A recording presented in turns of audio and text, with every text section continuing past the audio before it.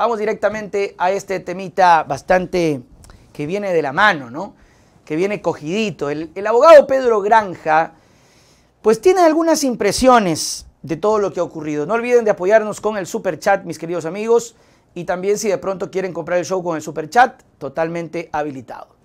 Pero ¿qué dice el señor Pedro Granja? Primero, que la consulta popular, Lasso tendría que pensarlo 10.000 veces. Para Pedro Granja, el capital político de Lasso es pírrico, por un lado. Y por otro lado, Lasso se encuentra embriagado de poder y alguien le ha dicho que puede engañar hasta a Nebot, dentro de las declaraciones que ha dicho Pedro, que yo lo tengo acá y vamos a ir viendo algunos videos. El abogado Pedro Granja señaló que el gobierno de Guillermo Lasso no cuenta con el respaldo mayoritario para llevar adelante una consulta popular o una muerte cruzada, pues debe ser consciente que existen varios grupos a los que ya les ha incumplido promesas. Claro, yo por ejemplo, ya desde esto me recuerda a Lucio Gutiérrez. Lucio Gutiérrez le prometió, se comprometió y apenas llegó al poder no le cumplió al sector indígena y ya lo sacaron, pero de inmediato. Y ahora el presidente Lasso, en tan poco tiempo, ha demostrado que palabra no tiene. El capital político de Lasso es pírrico. Además, criticó que mientras el Ejecutivo se justifica diciendo que no tiene presupuesto para cumplir con los médicos o docentes, negándole sus derechos, propone una consulta popular que costaría incluso 97 millones de dólares, que es lo mismo que invertir en estos sectores sociales. Manifestó que ese incumplimiento, sumado a las propuestas de la ley de oportunidades, provocará que la gente salga a las calles y no existirá fuerza humana que la pare. En este sentido, dijo, muy seguramente se registrará una represión brutal. Esperarán que se apaguen las luces y que los militares salgan a resolver los problemas.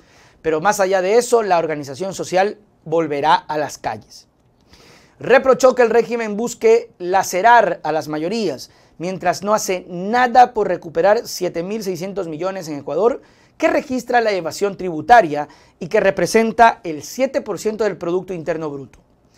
¿No sería mejor fortalecer la ley de régimen tributario interna o el reglamento para la aplicación de esa normativa que hable de sanciones para recuperar estos dineros? Se consulta el abogado. Bueno, yo le puedo responder. Yo le puedo responder porque en el sentido de que no lo hace y tal vez no lo quiere hacer porque son los panas. Son los amigos. Oiga, o quién sabe, el propio presidente o su familia tenga acciones, porque todo esto son acciones y todo, dentro de estas grandes empresas a las que no les conviene pues pedirles que paguen los impuestos que deben pagar. Y estoy especulando, obviamente, estoy especulando, esto no es que tengo pruebas, pero tampoco dudas, como dice el dicho. Estamos especulando, porque la pregunta del abogado es ¿por qué no se reforma y se reactiva y se recuperan estos dineros de los evasores de impuestos? Son los panas, son los amigos. O sea, no va a pasar eso porque hay un claro conflicto de interés. Reprochó que el régimen busque, bueno, ya habíamos dicho.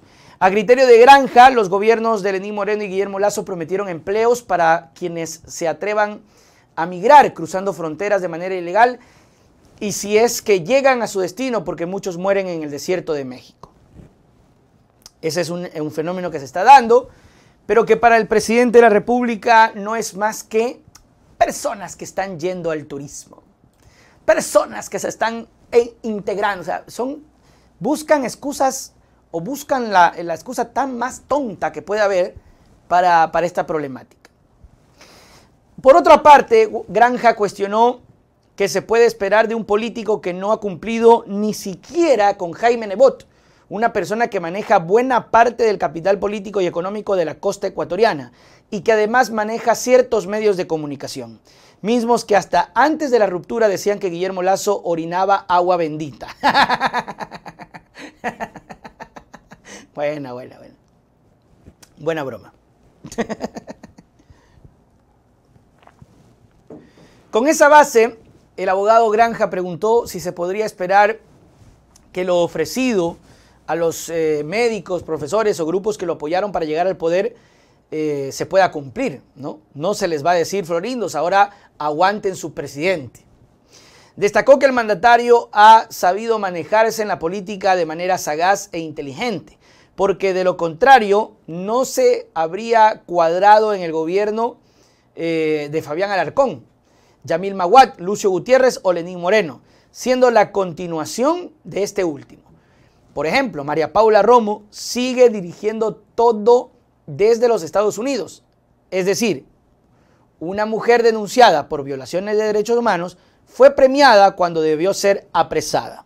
Fueron las palabras del señor Granja. Criticó que quienes hoy están en el poder son los mismos que obligaron a miles de familias a irse en la época del 99, cuando gobernó el señor Yamil Maguad.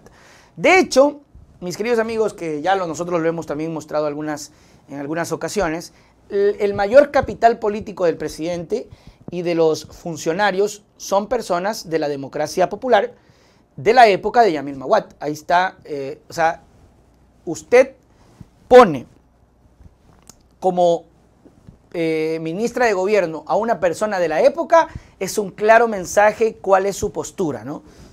Ministro de gobierno es como el brazo derecho de un presidente. Entonces, tener a la señora Alexandra Vela de la época de Maguad, de la época más triste del país, de esta época horrorosa, eso fue un claro mensaje. El presidente dijo, yo gané. Es una bofetada que le sigue dando a los ecuatorianos. Yo gané y punto. Felicidades por tu show y por tus invitados. Muy buena tu entrevista hoy en la mañana. Me da esperanza que esta ley de Lazo no se concrete. Franklin López. Gracias, mi querido amigo, por haber visto el show. Y chévere, gracias de verdad. Eso me motiva a seguir haciendo, a crear otro. Vamos a ver si lo hacemos para Navidad. A ver, póngame algunas impresiones del señor Pedro Granja.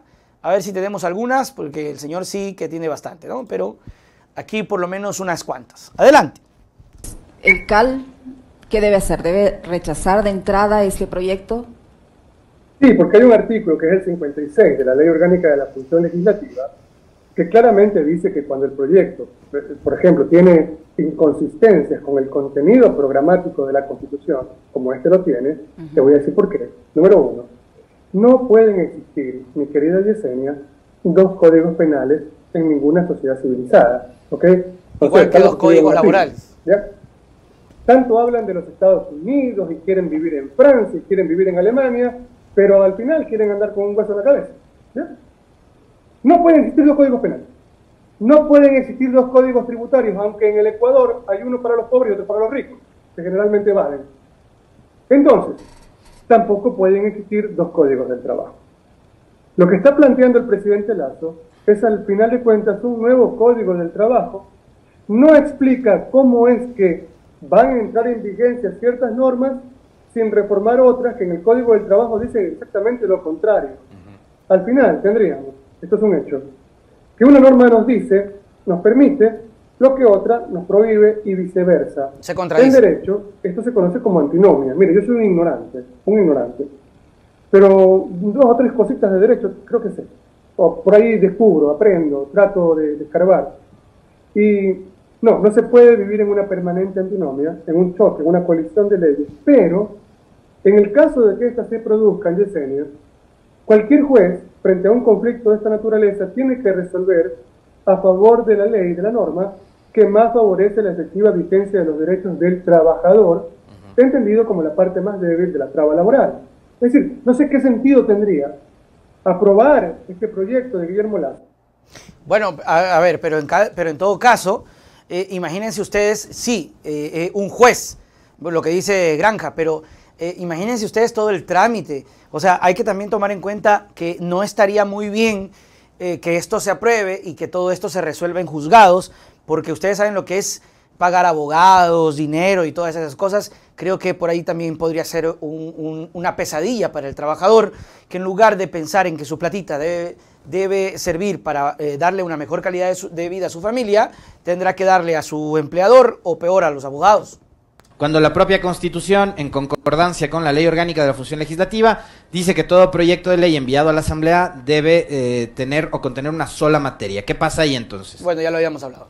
No, podría contener ciertamente diversas materias siempre y cuando sean concordantes en el fondo y en la forma, pero en el caso evidentemente no lo es, porque está reformando al menos 32 leyes diversas.